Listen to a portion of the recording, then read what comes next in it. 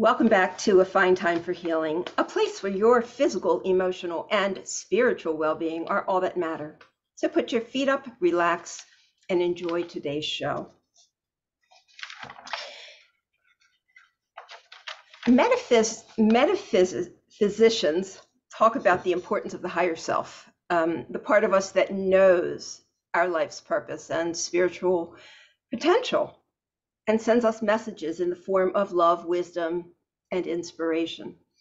The problem is that many of us don't listen to the prompting of our higher selves. And so today, we're going to talk about 3 reasons people don't listen to their higher self, what the higher self is, what the lower self is, and how we can really kind of bring all of it together. Today, we have with us Dimitri Moraitis, who has been helping souls grow in the Spiritual Arts Institute. At the Spiritual Arts Institute, the school he co-founded with the Mozart of metaphysics, Barbara Martin. This nonprofit is known by thousands of students around the world as the premier metaphysical school. And you can learn more about the retreats, and Dimitri will tell us about that, and online courses that you can use at spiritualarts.org. Good morning and welcome, Dimitri. Good morning. Thank you for having me on. My pleasure. So that was just a very brief overview of who you are. Is there more that you want to tell us about who you are and what you do? Well, yeah, that we have the nonprofit, and Barbara's been doing metaphysics for almost 60 years now, and this is based on 50 years of clairvoyant study, and I've been involved with it for over 40 years now myself. So we've been doing this a long time. And, metaphysics is, I like to say, it's kind of like learning a language or learning an instrument. It's not something you get really good at overnight, right? You have to stay with it for a while. So the beauty is it's like a wonderful relationship. As you pursue it, it gets better. I've been meditating now for over 40 years, and the light meditations are stronger than they've ever been. I was originally going to go into the entertainment world and movies and television, and I had a rather profound spiritual awakening. And once I realized what was happening, I redirected my life current.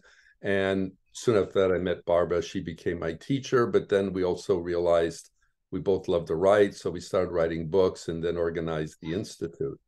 But what you started off with a higher self is so important, because so many people feel they have to figure everything out in their life on their own. That it's, I'm an island unto myself. It's myself and I. And, yes, of course, we have to use our reason and our intellect, but we are not pursuing things in our life on our own. There is a cooperative effort with the divine. I love the saying in the Talmud that says, for every blade of grass, there's an angel bending over saying, grow. Oh. So there is but what happens is we tend to sometimes not want to cooperate with the divine. So you mentioned we have a higher self, we have a lower self. Now, interestingly enough, the lower self, and the way we define in our teaching, is what we would call the immersed self. In other words, we are a soul in this body right now. We are what we call incarnate in this life. And in this incarnation process, the soul is immersed in the physical body. We are not our physical body, but we are immersed in it, which means we are heir to the slings and arrows of outrageous fortune, as Shakespeare would say. So here we are immersed in this life, and we're going to feel all the dramas and the dynamics of going on. But they're all learning lessons, whether the experience is painful or whether it's pleasant, or it's teaching something to the soul. You're gathering up knowledge and wisdom. But like any school, you don't go to school and figure it out on your own. They're teachers. You're learning things. You go to school because you're trying to learn things you didn't know. So if Earth is like a schoolhouse, well, you're trying to experience and learn things the soul doesn't know. And to do that, you need a part of you that's in communion with the source of where all this inspiration is coming from. And that's the higher self. So our higher self is not immersed in the toils and troubles of this world. It stays above the fray, but not far above. Interestingly enough, in the auric field, the higher self is like this beautiful chakra point about 2 feet above your head, just above sort of the auric flow itself. We like to say it's like a satellite in space. You know, if you're trying to receive a signal from deep space, it's harder to do it from the Earth because you got the atmosphere and everything involved. Right. But if you put the satellite in space above the atmosphere, like the Hubble telescope looking at the universe, my God, the signal comes much stronger and then goes to us. So that higher self that every one of us have and is prompting us every day of our life is connecting with that divine source and sending us, like you just said at the beginning, it's sending signals. But the question is, are we listening to those signals? That's so true. Yeah. And most people aren't until they get hit by the 2x4. Exactly. Right. So why do we have to have our back up against the wall? Why do we have on to our wait? knees? Right. But for some of us, that's the way we finally listen. That's the way the spirit, the universe, really gets our attention. Yes, Because exactly. I believe we're hearing these messages all the time and we're going, nah, I got this. I know how to do this, right? Exactly. The ego gets involved a little bit because you figure out, I have to do it. But the way we like to say it is, don't lead with your intellect. Lead with your inspiration and engage the intellect, harness the inspiration. So you need, now, because there's people that go the opposite, right? They just say, oh, just tell me what to do and that's it. And they don't use their mind enough, right? And that's a problem on the other end of the spectrum, right? So of course you need your intellect. It's like if you've got this beautiful inspiration for a melody line, and say, oh, they say Beethoven had the melody line of Ode to Joy for 20 years before he put it in a symphony. So that inspiration came in, but then 20 years later, his intellect goes, oh, this would be great in a symphony. So then you engage it with your intellect, but it's coming from inspiration. Now, the biggest challenge, I think, well, you're kind of saying it already, but the higher self is not going to give us what we want to hear. It's going to give us what's best for us. I do remember, I used to work with Barbara when she was doing a lot of consultation. There was a woman that came in and she was quite spiritually minded, but she was having an affair with a married man, and she was asking for quote unquote guidance, right? And the inspiration came very quickly that this isn't good, end it. And she got furious. It was one of the few times someone almost just walked out of the session. Really? She went like, well, I didn't have to come here to hear this. My father could have told me that. That's how because why? What was she expecting? She was expecting maybe something to say, oh, yes, this is your love from 5 lifetimes ago, and you're coming back together again to finish what you start. She's expecting something like that. She wasn't ready to hear the truth. So the challenge is for all of us, if you really want to cooperate with the higher, remember the higher is always looking out for your best interest. It's always going to give you something that's in alignment with what you just said at the beginning, your purpose and your potential. But it may not address the immediate things that you're wishing for. Oh, please, can you give me those winning lotto ticket numbers? Something like that. So if you feel like there's an agenda, too many times with the divine, with talking to God, I love Joel Goldsmith, the great healer years ago. He said, the problem is we treat God too much like a servant. Give me this, give me that. God, I pray for this. God, I pray for that.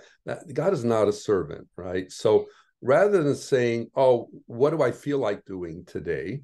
You want to be asking, what's the best thing to do?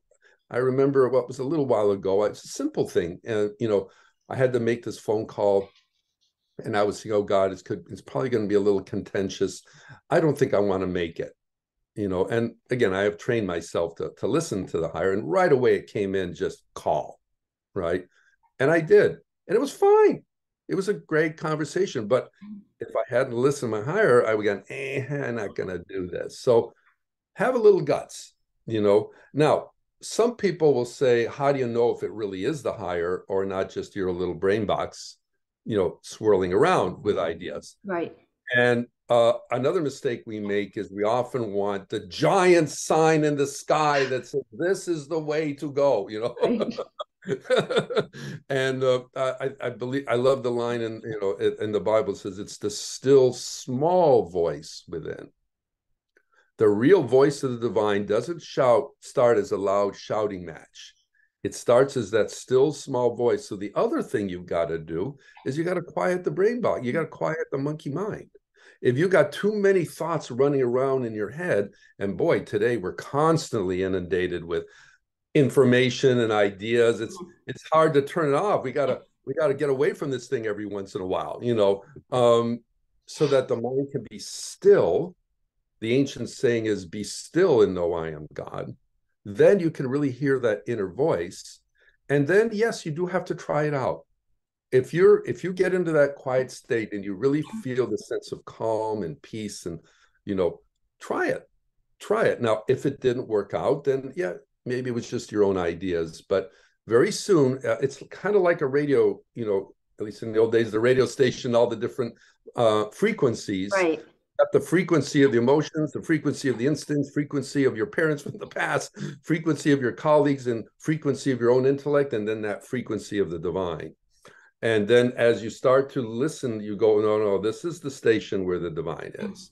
I'm not going to ignore anything else, but this is what I want to listen to. Okay. And And then we tune in through, when you talk about being quiet, being still, that's meditation, right?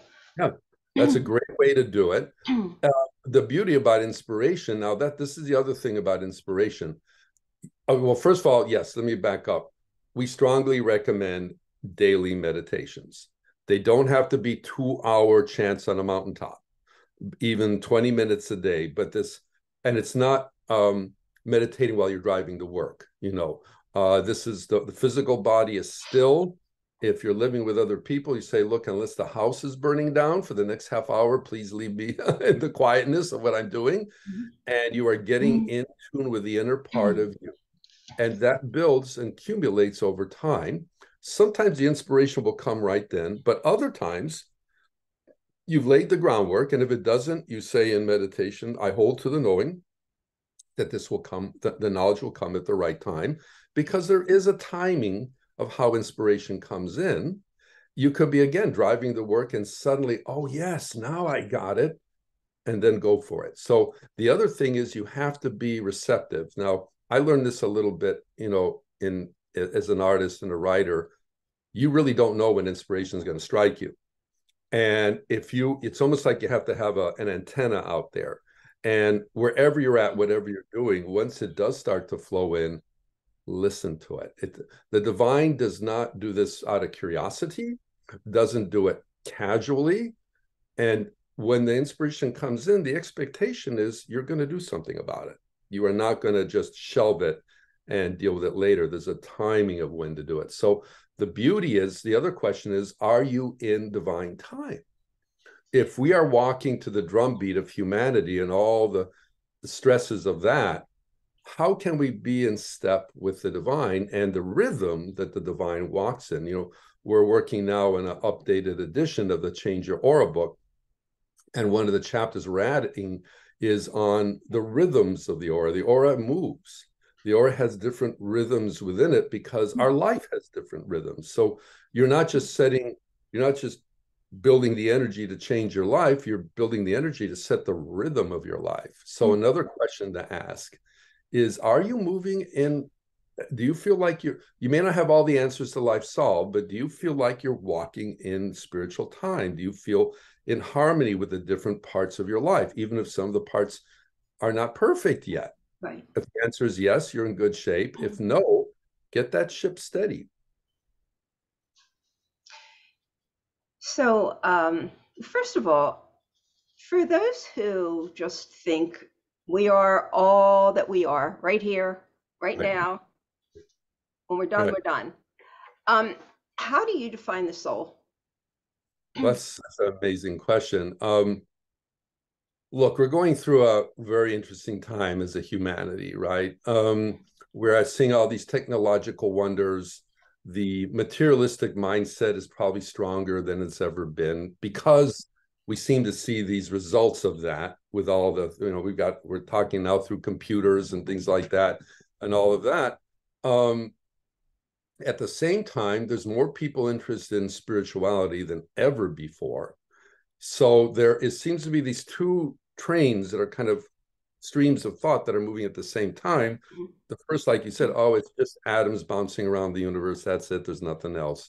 And then others say, no, there has to be more than that. That can't be everything, Now, the question is, if it's just atoms bouncing around, then you are your body. And that's it. It's over. Like you said, dust to dust kind of a thing. But if who we are goes on beyond the body, then we are not the body. And it goes to what really are we? And that's how we define exactly what you're saying. We are not our body. We're not even our mind. We're not even the light of our aura. These are things we possess. What we are is a soul. We don't have a soul. We are a soul. Okay. Teilhard de Chardin said, we are not humans having a spiritual experience. We're spiritual beings having a human experience, right?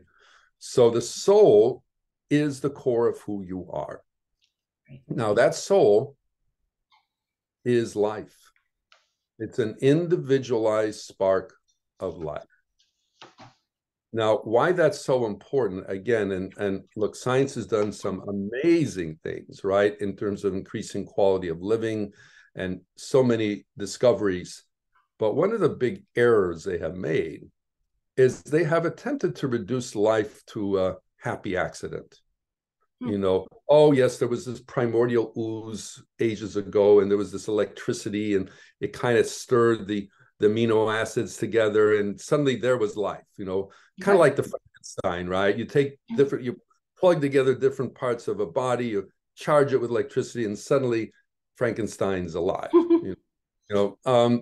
It's a nice movie. It's a scary movie if you ever saw it, but it's the furthest thing from the truth.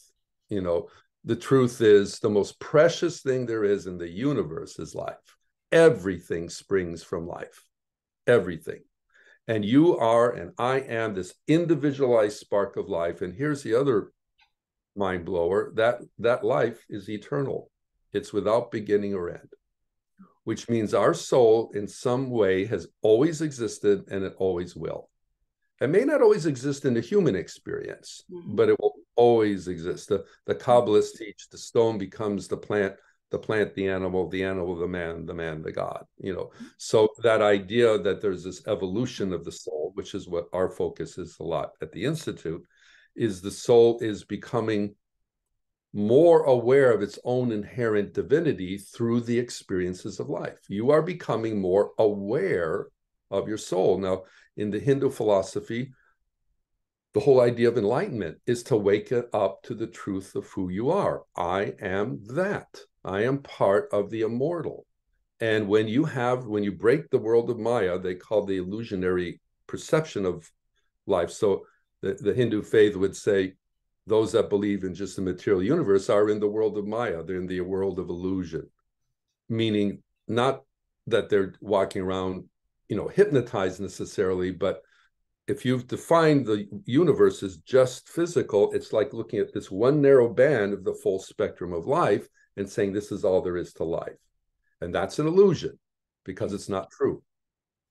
And when you wake up, when the soul wakes up to its true identity and the greater life it's part of, this is the enlightenment that we seek. And we all have that capacity to have that experience. And part of our goal here is to reach that, to break the veil of matter and to see the divine that's already within each of us, but it's sort of hidden until we seek it out, because we do have to seek it out. There's no such thing as instant enlightenment. Yes, there can be an awakening, but don't confuse your spiritual awakening with spiritual enlightenment. The awakening gets you going on the path of enlightenment. So, and you explained that so well. Okay, thank you, because that really does help people. Some people feel like they want this concrete thing with evidence, scientific evidence and evidential based and things like that.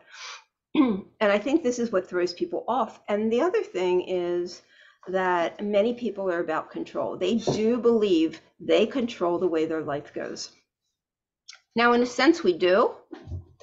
But ultimately, we really have little control. You made a lot of good points. And one of them was that we don't necessarily get things when we want them. We get them when the timing is right.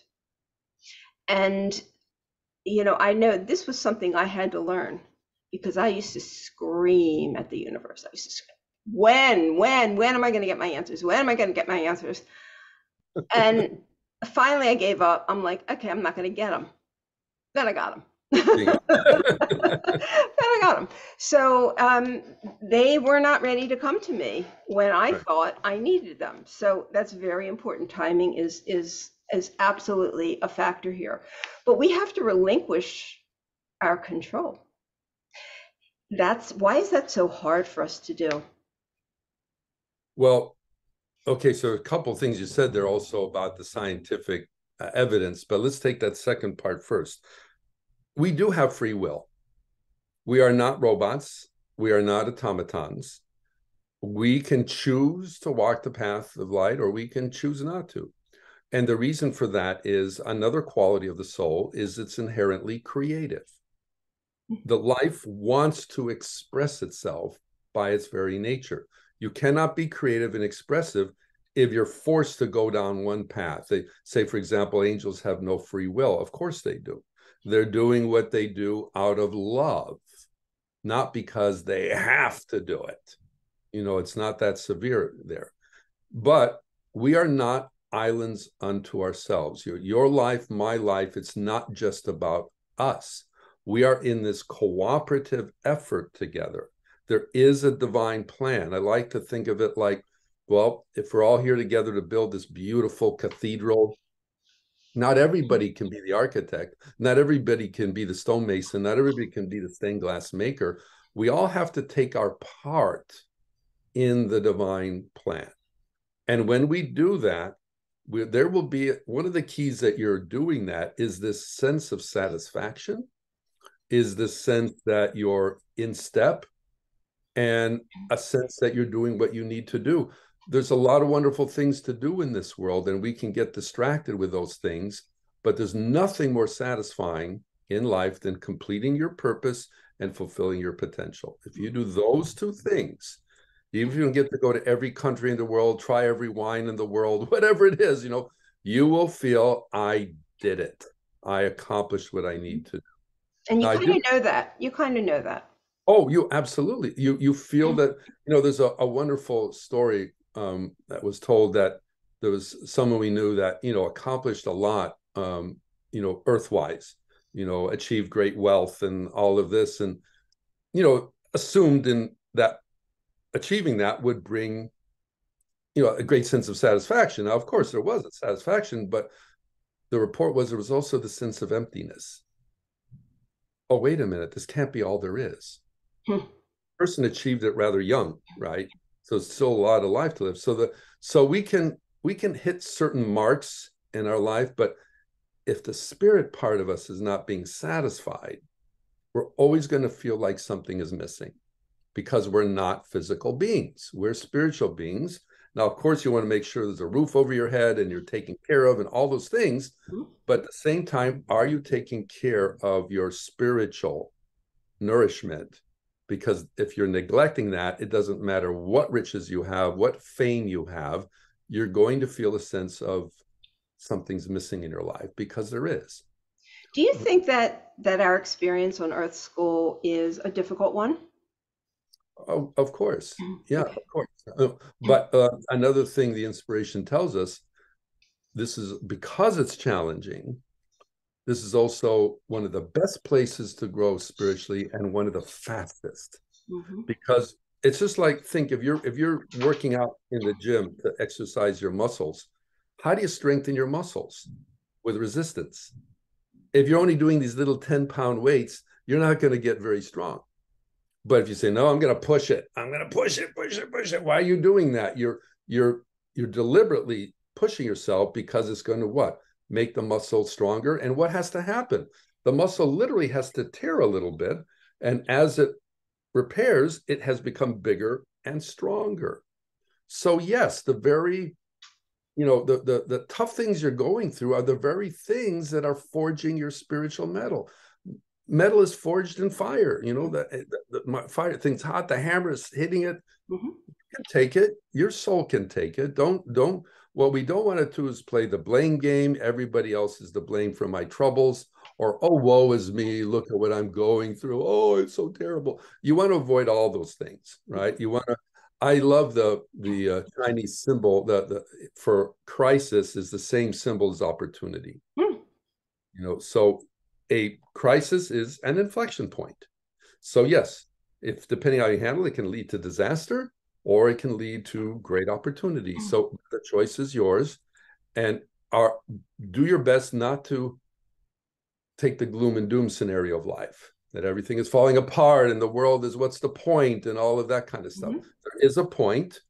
The world itself is going through growing pains right now, but the world is actually getting better, not worse. So don't fall into that gloom and doom. Are there problems? Of course there are. Are there big problems? Of course there are. But if you look at the quality of living on Earth compared to 150 years ago, it's like it's not even the same planet. The improvement has been that dramatic. So we have to see the big picture where we're going. And the other thing is, if you're taking the glass half empty view, you're less motivated to do things. But if you feel there is opportunity, I can make a difference in the world. I can improve things. I can leave a mark. If I put that brick on the wall there, then you're going to be much more motivated to go out there and contribute. And everyone here has a purpose in life. Even if you feel right now, I have no idea what that is, mm-hmm. You have a purpose. Keep seeking. Don't give up. It's like if you're looking for a romantic partner, a marriage partner, you say, oh, I've dated and nothing's happening. Well, don't quit. Keep out there. As the expression is, sometimes you have to kiss a few frogs to find your prince or princess, Mm-hmm. Yeah.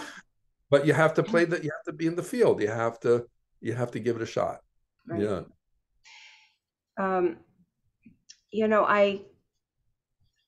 I work in mental health, and so I am a coach for people who have experienced narcissistic abuse, which is it's almost a murdering of the soul. Okay.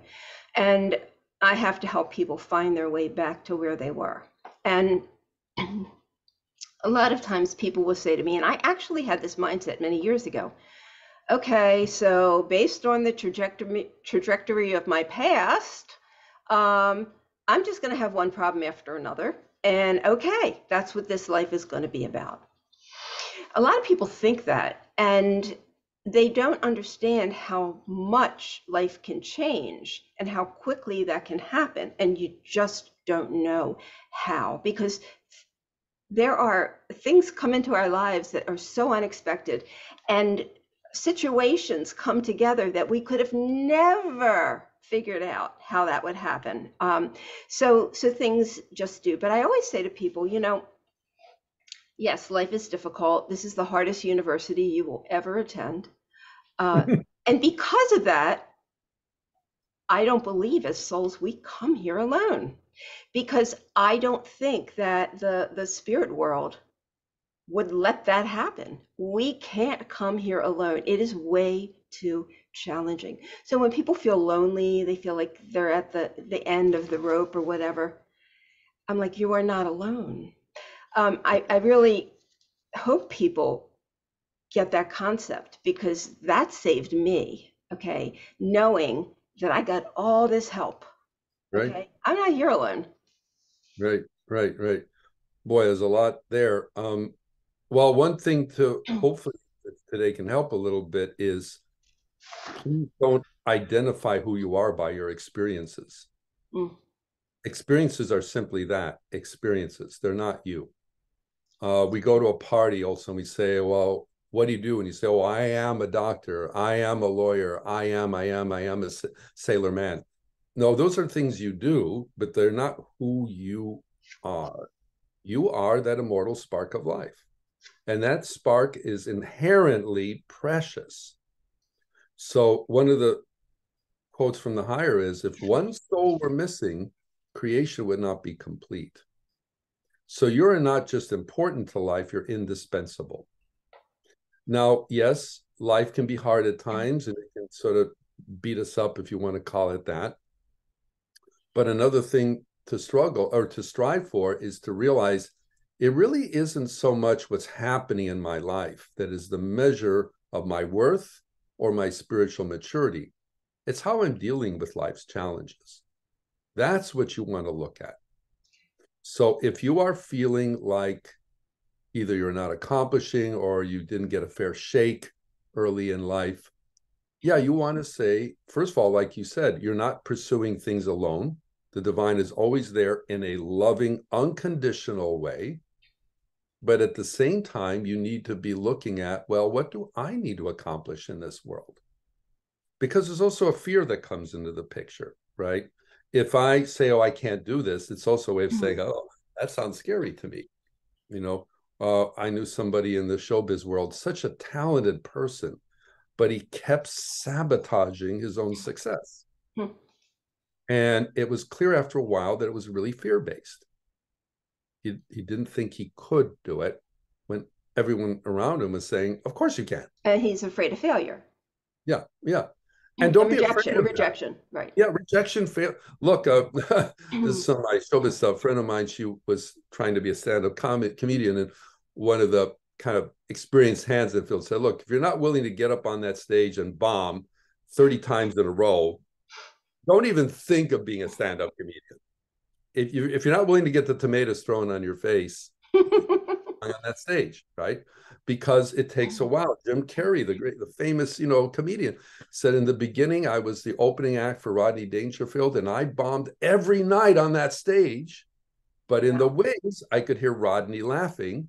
So I knew I was funny, but I hadn't found that key that connected me to the audience. And obviously he did. So don't give up if it doesn't click right away. You've got to sometimes give it time. Another thing that people do is they quit too soon. They try, if it, I guess it's, I tried it 5-6 times and it didn't happen. So I guess it wasn't meant to be. Oh my God, you didn't even begin to try. You've got to really give it your go. And I have to say the light work can help here a lot. For example, you're talking about, challenges of let's say I'm let's say I'm overdue for a raise at my job. And I just haven't got the guts to go ask the boss for the raise, right? Okay. Now, in the auric field, confidence comes through in a gold light, this beautiful gold energy. If you see that auric field, that person has a lot of dynamic power. But let's say it's not so that much there. So you don't have the energy of that there. Now you can meditate with that ray, bring in that power. Now it won't automatically make you superhuman dynamic, but the power will be there. And then if you do show those guts and go into that room and say, hey, I'm due for a raise here, you'll find it'll be a little easier because the power to make it happen is there. We should never be afraid of failure or making mistakes. Failure today is success tomorrow. But the only thing we do want to be careful of, and again, the higher cautions us of this, they comment, we see you making those sometimes the same mistake 20, 30 times. So it's not the mistake, it's the repeated mistakes, right? So yes, if you're trying this out a couple times, it isn't working, maybe a different angle, maybe a different approach, to make it happen. But self-worth is so important. Also, by the way, self-love. Now, I don't mean mirror, mirror on the wall, who's the fairest one of all, right? I mean, recognizing this is compassion, right? If you recognize you're an immortal spark of life And even if you haven't quite succeeded in things that you would like to, you have all the potential to make it happen. That's true compassion. And then when you see that in someone else, even if they give you an angry face, I love the line of Mother Teresa where she says, I see the face of Christ in everyone I help. She was dealing with all these horrifying, destitute states, right, that people were in, but she saw that divine spark in them. And that's the part that she was appealing to. Wow. Because she said she knew some of them she wasn't going to save, I mean, physically, but she said, I'm here to help give them their sense of dignity, their sense of value. Right. And, you know, and in the work that I do, self-worth and self-love is what brings people back or gets them to the best version of themselves. But I hear people say to me a lot, can I really be what I want to be? People say that to me a lot, you know. I'm like, yeah, of course you could be. But they're like, yeah, but it's really scary to be who I want to be. Because what if this person doesn't accept me? And, you know, what if I get rejected? And it also, when you take a leap of faith like that, it's like leaping off a cliff because you're leaping into an abyss where you don't know, you don't have control anymore. You are just trusting. And I mean, when I say control, I mean the ultimate control over, I don't mean your day-to-day lives and the things you accomplish, but I mean just this thing where you know, I better hold tight to what I am because this is what's safe, even though I hate it. I hate myself. I hate everything about this life, but I'm holding on. Well, it's strange that we can be comfortable in our misery sometimes, right? And the point is, when you're stepping into the unknown, you're forging into a new area. Look at the hero's journey, Joseph Campbell. Notice all these ancient stories had a similar mythological theme, the hero's journey.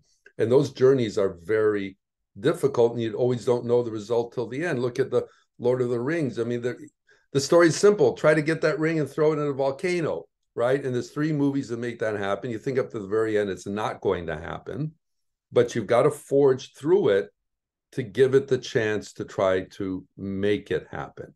And it's your job to give it the shot, to give it the try, to say, you know, that I can do it. And if you don't try, if, you know, it's so amazing how so many times we shoot ourselves in the foot before even trying, you know. And the naysayers, look, there's a great story of a man that was homeless, literally living on the streets, right? And after a while, I've had enough of this. So he somehow was able to take a correspondence course in accounting. And he was doing his homework, you know, on park benches. And eventually he passed his accounting exams. He got a job. He found a place. He reunited with lots of family members that thought he was gone. And they asked him, what was the toughest part of the whole thing? He said, not listening to the naysayers. His fellow homeless people, oh, what do you mean? Are you crazy? You know, that voice.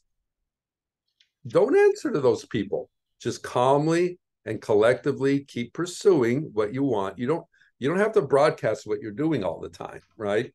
But stay focused. Stay focused on it, and then you'll see it all the way through. Right. We were talking about 3 reasons people don't listen to their higher self. And I think we kind of covered number 1, which is not knowing that we have that.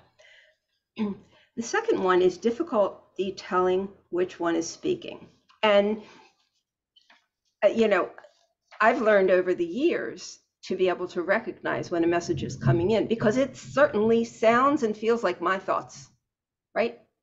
It doesn't, you know, there's no profound something yelling at me from the sky or anything like that. It's just like all of a sudden a thought comes in or a solution comes in and I'm like, I didn't have that a minute ago. All right. So how do you explain to people how to tell if you're thinking it or if it's coming in? You know, it takes time. It's a skill. You have to build it. If you're expecting instant, okay, it's so super clear. The point is, so if you do your best to kind of get into this space, and you're sensing, okay, I think this really, like you said, this wasn't even remotely in my mind 5 minutes ago. And now it feels clear, it feels simple. It's not telling me to jump off a cliff, it's try it out. Put it to the test. You won't always know if intuition, if it's true intuition, till you put it into practice. Then as you put into practice, you will very quickly start to realize, oh, you know what? This was just my own thinking. My God. Or, wow, can you believe this? Look at this. And like you said, the serendipity of things happening that didn't seem initially to be connected, then you're in the right zone. And what that does is it trains you for the next time. So if you keep doing that over time, the awareness, then you really start to get to know, oh yeah, no, this is not my voice talking. This is the divine talking to me. It will continue to get stronger and stronger and stronger. But you do have to, it's a skill you do have to build. Do you think that gratitude for the things that we have is something that brings more spiritual wisdom in? It gets you, first of all, it opens you up to the higher. So the best way to get out of feeling sorry for yourself or feeling the world is falling apart is to express gratitude. Gratitude for what you have, gratitude for the divine. And it just puts you in a whole different mindset. Because the other thing we have to remember is it's a relationship with the divine. It's not a one-way street. So just like a good friend or whatever, you've got to relate to that person. There has to be an exchange. If it just gimme, again, there's that gimme kind of thing. That's not how it works, So acknowledging I'm here to serve, I'm here as part of the greater good. I thank you for everything in my life. I am so profoundly great. And you have to mean it, by the way. These can't be just little words that you're saying. If you say, well, I don't know what I'm grateful for right now. I don't seem to have any. Oh, yes, you do. You have air in your lungs. You have A bed to sleep on. Yeah, exactly. Whatever it is. Expressing your gratitude right now, and it will change your mindset. Look, we're the gatekeeper of our own consciousness, right? We will decide what we choose to let in or not let in. And like you kind of said at the beginning, sometimes we're rejecting the negative and we're rejecting the positive, accepting the negative because we can't discern yet. We don't know what real gold looks like in its raw state. And I see pyrite and it looks all nice and shiny. I say, oh, that's the gold. See, the real, and then this stuff, this sandy kind of, that's not gold. It's because we haven't discerned how real gold looks when it's unrefined. And as we experience and learn, we try to sell that pyrite or whatever and say, oh, what do you mean it's not gold? Then we learn the difference. Right, exactly. We're a little wiser. So you've mentioned the divine many times throughout our conversation. And how do you see the divine? Some people call the divine God. Some people call it, a higher, whatever. How do you see the divine? Well, the word divine is a very broad term. It can mean in reference to God. It can mean in reference to celestial beings. It can be in reference to a consciousness. But what you're really trying to say here is you're connecting to the divine source of things where creativity and inspiration comes in without condition. So this is different, for example, from being, let's say, a psychic. Some people try to psych into things, and we do have a psychic nature, but the psychic is not our divine nature. So the divine nature, since the soul is inherently divine, the higher self is divine, you're trying to get into that divine nature. Again, it's concealed a little bit in this physical body because that's the lesson. You're trying to, people say, well, if God's there, how come I can't see God? Well, that's the whole point. You're seeking to find God. That's why you're here. You're trying to make that connection. The journey is to make that happen. And that's the learning process. So the beauty is through that higher nature, The divine communicates with us. The divine inspires us. And it's in a sense like a teacher to the soul, because what it's trying to do is, if the soul is learning, if the soul is like, there's a saying, the soul is the embryo of spirit. So it's learning, it's growing, it's developing, it's going through the struggles of life. But there is this guidance, there is this there. But I do want to say, because I know we're coming near the end, guidance doesn't mean there's still that free will. It's inspiring you, but we have to do our own growing. No one or no thing can do the growing for us. We have to go through those experiences. And it's on an individual and on a collective level. As civilization's going through an evolutionary process too, we have to be allowed to make our mistakes. Otherwise, humanity would never grow. Right? Like people will say when they're going through a hard time, I'm praying about this. Yeah. Yeah. And what that means when people say that generally is, I'm asking God to solve this.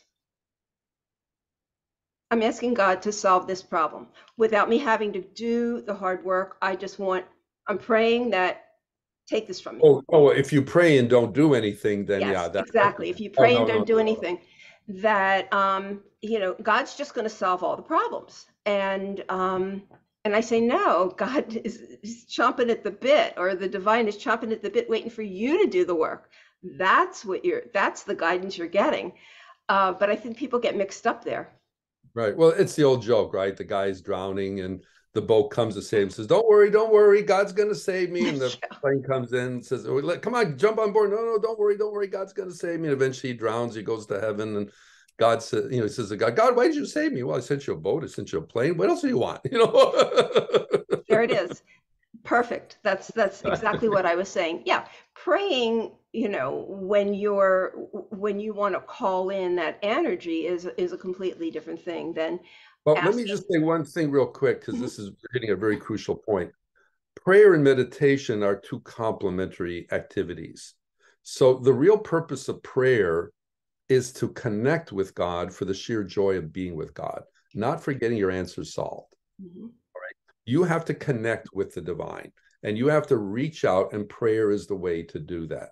Meditating is receiving from the divine. So in our work, for example, we call them meditative prayers. You make a prayer request, you connect with the divine, then you open to receive, and it's kind of like a circuit. The whole thing is complete there.